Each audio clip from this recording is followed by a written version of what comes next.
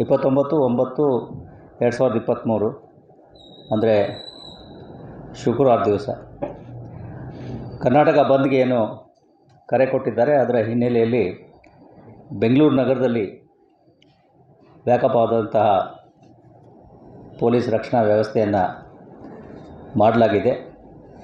ಈಗಾಗಲೇ ಹಿಂದೆ ತಿಳಿಸಿದಂತೆ ಬೆಂಗಳೂರು ನಗರದಲ್ಲಿ ಯಾವುದೇ ರೀತಿಯಾದಂತಹ ಪ್ರತಿಭಟನಾ ಮೆರವಣಿಗೆಗಳಿಗೆ, ರ್ಯಾಲಿಗಳಿಗೆ ಅವಕಾಶ ಅಥವಾ ಅನುಮತಿ ಇಲ್ಲ.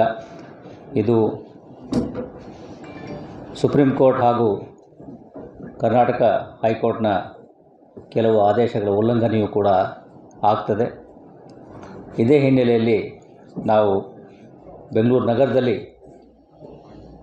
ಇವತ್ತು ರಾತ್ರಿಯಿಂದಲೇ, ಅಂದರೆ ರಾತ್ರಿ ಮಿಡ್ನೈಟ್ ಆಫ್ ಟುನೈಟ್ 28/9 ರಾತ್ರಿ ಮಧ್ಯರಾತ್ರಿಯಿಂದ ನಾಳೆ ಮಧ್ಯರಾತ್ರಿಯವರೆಗೆ 29/9/23 ಮಧ್ಯರಾತ್ರಿಯವರೆಗೆ 144 ಸೆಕ್ಷನ್ CRPC ಅಡಿಯಲ್ಲಿ ನಿಷೇಧಾಜ್ಞೆಯನ್ನು ಜಾರಿ ಮಾಡ್ತಾ ಇದ್ದೇವೆ.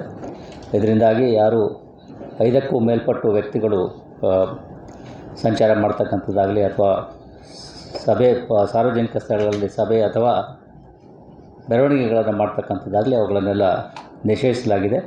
ಕೇವಲ ಮೆರವಣಿಗೆ ಮಾಡ್ತಕ್ಕಂಥವ್ರು ಯಾರಾದರೂ ಇದ್ದರೆ ಅವರು ಫ್ರೀಡಮ್ ಪಾರ್ಕ್ನಲ್ಲಿ ಅವರ ಪ್ರತಿಭಟನೆಯನ್ನು ಮಾಡಲಿಕ್ಕೆ ಅವಕಾಶ ಇದೆ. ಸೊ ಇದನ್ನು ಈಗಾಗಲೇ ನಾವು ಎಲ್ಲ ಈ ಸಂಘಟನೆಗಳಿಗೂ ಕೂಡ ತಿಳಿಸ್ತಾ ಇದ್ವಿ ಮತ್ತು ಅವರಿಗೆ ನೇರವಾದಂತಹ ಪೊಲೀಸ್ ನೋಟಿಸ್ಗಳನ್ನು ಕೂಡ ಇದೇ ಆಧಾರದಲ್ಲಿ ನಾವು ಕೊಡ್ತಾ ಇದ್ದೇವೆ. ಮತ್ತು ಬಹುಮುಖ್ಯವಾಗಿ ಹೇಳಬೇಕಾಗಿರ್ತಕ್ಕಂಥದ್ದು, ಈ ರೀತಿಯ ಯಾವುದೇ ರೀತಿಯಾದಂಥ ಬಂದ್ ಮಾಡ್ತಕ್ಕಂಥದ್ದಾಗಲಿ ಅಥವಾ ಸಾರ್ವಜನಿಕ ಜೀವನವನ್ನು ಅಸ್ತವ್ಯಸ್ತವನ್ನು ಮಾಡ್ತಕ್ಕಂಥದ್ದಾಗಲಿ ಸುಪ್ರೀಂ ಕೋರ್ಟ್ 1997ರಲ್ಲಿಯೇ ಇದನ್ನು ಔಚಿತ್ಯತೆಯನ್ನು ಪ್ರಶ್ನಿಸಿ ಈ ಬಂದ್ಗಳನ್ನು ಇಲ್ಲೀಗಲ್ ಅಂತ ಈಗಾಗಲೇ ಘೋಷಣೆ ಮಾಡಿದ್ದಾರೆ. ಅವರು ಹೇಳಿರ್ತಕ್ಕಂಥದ್ದು ಈ ಥರ ಇದೆ: As we find that organized bodies or associations or registered political parties by their act of calling and holding bunds trample upon the rights of the citizens of the country protected by our Constitution. We are of the view that this court has sufficient jurisdiction to declare that the calling of band and the holding of it is unconstitutional, especially since it is undoubted that the nation by leading to national loss of production. We cannot also ignore the destruction of public and private property when a band is enforced by the political parties or other organizations.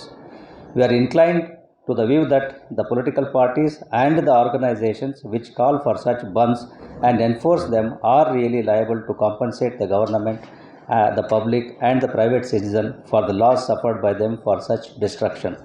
The state cannot shirk its responsibility of taking steps to recoup and of recouping the loss from the sponsors and organizers of such bands. We think that these aspects justify our intervention under Article 226 of the Constitution. ಭಾಳ specific ಆಗಿ supreme ಕೋರ್ಟ್ನವರು ಈ ಬಂದ್ಗಳನ್ನು ಕರೀತಕ್ಕಂಥದ್ದು not only illegal but also unconstitutional ಅಂತ ಹೇಳಿದ್ದಾರೆ.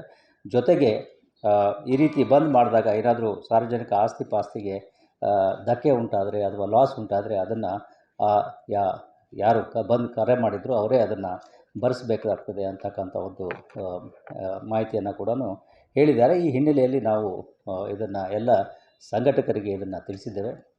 ಯಾವುದೇ ಒಂದು ವ್ಯಕ್ತಿ ಅಥವಾ ಸಂಘಟನೆ ತಾವಾಗೇ ವಾಲಂಟರಿಯಾಗಿ ತಮ್ಮ ಅಂಗಡಿ ಮುಂಗಟ್ಟುಗಳನ್ನು ಬಂದ್ ಮಾಡಿದ್ದೇ ಆಗಲಿ ಅಥವಾ ವಾಹನಗಳನ್ನು ಚಲಿಸದೇ ಇದ್ದಲ್ಲಿ ಅದರಲ್ಲೇನೂ ಸಮಸ್ಯೆ ಇಲ್ಲ. ಬಟ್ ಒತ್ತಾಯಪೂರ್ವಕವಾಗಿ ಬೇರೆಯವರಿಗೆ ಅಂಗಡಿ ಮುಗ್ಗಟ್ಟುಗಳನ್ನು ಮುಚ್ಚಿಸಲಿಕ್ಕೆ ಅಥವಾ ಅಲ್ಲಿ ಹೋಗಿ ದಾಂಧಲೆ ಮಾಡ್ತಕ್ಕಂಥದ್ದು ಅಥವಾ ವಾಹನಗಳು ರಸ್ತೆಗೆ ಬಂದಾಗ ಅವುಗಳಿಗೆ ಅಡಚಣೆ ಮಾಡ್ತಕ್ಕಂಥದ್ದು, ಅಡ್ಡಿ ಮಾಡ್ತಕ್ಕಂಥದ್ದು ಮಾಡಿದ್ರೆ ಅವ್ರ ಮೇಲೆ ನಾವು ಕಾನೂನು ಕ್ರಮಗಳನ್ನು ತೆಗೆದುಕೊಳ್ತೇವೆ. Prevention of loss of public property act ಅಥವಾ ಲಾಸ್ ಆಫ್ ಪ್ರಾಪರ್ಟಿ ಆ್ಯಕ್ಟ್ನಲ್ಲಿ ಅದು ವೈಲೇಷನ್ ಆಗ್ತದೆ, ಅಪರಾಧ ಆಗ್ತದೆ. ಅದರ ಅಡಿಯಲ್ಲೂ ಕೂಡ ನಾವು ಪ್ರಕರಣಗಳನ್ನು ದಾಖಲಿಸ್ತೇವೆ. ಇದ್ರ ಜೊತೆಗೆ ನಗರದಲ್ಲಿ ಸಂಪೂರ್ಣವಾದಂತಹ ಎಲ್ಲ ಪೊಲೀಸ್ ಅಧಿಕಾರಿಗಳು ಬಂದೋಬಸ್ತ್ನಲ್ಲಿರ್ತಾರೆ ಮತ್ತು ಗಸ್ತಿನಲ್ಲಿರ್ತಾರೆ. ನಮ್ಮ ಹೊಯ್ಸಳ ವಾಹನಗಳಿರ್ಬೋದು ಮತ್ತು ಸ್ಟ್ರೈಕಿಂಗ್ ಫೋರ್ಸಸ್ KSRP ಮತ್ತು CR ಸ್ಟ್ರೈಕಿಂಗ್ ಫೋರ್ಸಸ್ ಏನಿದೆ ಅವುಗಳನ್ನೆಲ್ಲ ಆಯಕಟ್ಟಿನ ಸ್ಥಳಗಳಲ್ಲಿ, ಅದರಲ್ಲೂ ಮುಖ್ಯವಾಗಿ ಎಲ್ಲಿ ಸೆನ್ಸಿಟಿವ್ ಪಾಕೆಟ್ಸ್ ಇದೆ ಅಲ್ಲೆಲ್ಲ ನಾವು ಡಿಪ್ಲಾಯ್ ಮಾಡಿದ್ದೇವೆ.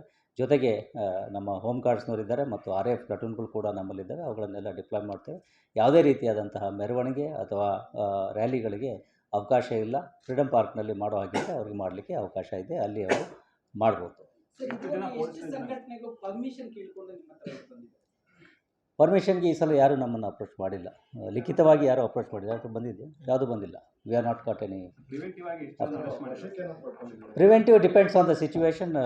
ಇವತ್ತು ರಾತ್ರಿನಲ್ಲಿ ಯಾರು ಈ ಥರ ದುಷ್ಕರ್ಮಿಗಳು ಅಥವಾ ಬ್ಯಾಡ್ ಕ್ಯಾರೆಕ್ಟರ್ಸ್ ಅಥವಾ ಅಪರಾಧ ಹಿನ್ನೆಲೆಗಳು ಇದ್ದಾರೆ ಅಂಥವ್ರನ್ನು ನಾವು ಪ್ರಿವೆಂಟಿವ್ ಕಸ್ಟಡಿಗೆ ಖಂಡಿತವಾಗಿ ತಗೊಳ್ತೇವೆ. ನಗರದ ಎಲ್ಲ ಅಧಿಕಾರಿ ಸಿಬ್ಬಂದಿಗಳು ಇದರಲ್ಲಿದ್ದಾರೆ. ಜೊತೆಗೆ ನಮಗೆ ಸುಮಾರು 60 KSRP ಪ್ಲಾಟೂನ್ಗಳಿದ್ದಾವೆ. ಮತ್ತು ಸೇಮ್ ಲಾಸ್ಟ್ ಟೈಮ್ ಇದ್ದಾಗೆ ಒಂದು 40 CR ತುಕಡಿಗಳು ಮತ್ತು ಹೋಮ್ ಗಾರ್ಡ್ಸ್ನವರು ಇದ್ದಾರೆ. RAF ಪ್ಲಾಟೂನ್ಗಳು ಕೂಡ ನಮ್ಮಲ್ಲಿದ್ದಾರೆ. ಸರ್, ತಮಿಳುನಾಡು ಕಡೆ ಹೋಗುವಂಥ ಬಸ್ಸುಗಳಿಗೆ ಯಾರು ಸೆಕ್ಯೂರಿಟಿ ಮಾಡೋದು ಅಥವಾ ಯೋಜನೆ ಮಾಡೋದು? ಅಲ್ಲಿ ಎಲ್ಲ ರಕ್ಷಣೆ, ಎಲ್ಲ ಕಡೆಗಳಲ್ಲೂ ಕೂಡ ರಕ್ಷಣಾ ವ್ಯವಸ್ಥೆಯನ್ನು ಕೈಗೊಳ್ಳಲಾಗಿದೆ. ಯಾರು ಹೋಗಬೇಕು, ಯಾರು ಚಲಾಯಿಸಬೇಕು, ಯಾರು ಬಿಡಬೇಕು ಅಂತಕ್ಕಂಥದ್ದು ಅವರ ವಿವೇಚನೆಗೆ ಬಿಟ್ಟಿರ್ತಕ್ಕಂತಹ ವಿಷಯ. ನಾವು ಏನಾದರೂ ರಕ್ಷಣೆ ಕೇಳಿ ಬಂದರೆ ನಾವು ಅವರಿಗೆ ರಕ್ಷಣೆ ಕೊಡಲಿಕ್ಕೆ ತಯಾರಾಗಿದ್ದೇವೆ. ಸರ್, ನಾಳಿನ ಬಂದ್ಗೆ ಫಿಲಮ್ ಸಂಬಂಧಪಟ್ಟಂತೆ ಕೆಲ ಹೀರೋಗಳು ಪ್ರೊಟೆಸ್ಟಲ್ಲಿ ಇದರಲ್ಲಿ ಭಾಗವಹಿಸ್ಬೋದು. ಸಾಮಾನ್ಯವಾಗಿ ಹೀರೋಗಳು ಇವರೆಲ್ಲ ಬಂದರೆ ಜನರು ಕೂಡ ಜಾಸ್ತಿ ಬರ್ತಾರೆ. ನನ್ನ ಮಾಹಿತಿಯ ಪ್ರಕಾರ ಫಿಲ್ಮ್ ಚೇಂಬರ್ ಆಫ್ ಕಾಮರ್ಸ್ನವರು ಇದಕ್ಕೆ ಬೆಂಬಲವನ್ನು ಕೊಟ್ಟಿದ್ದಾರೆ. To correct myself. But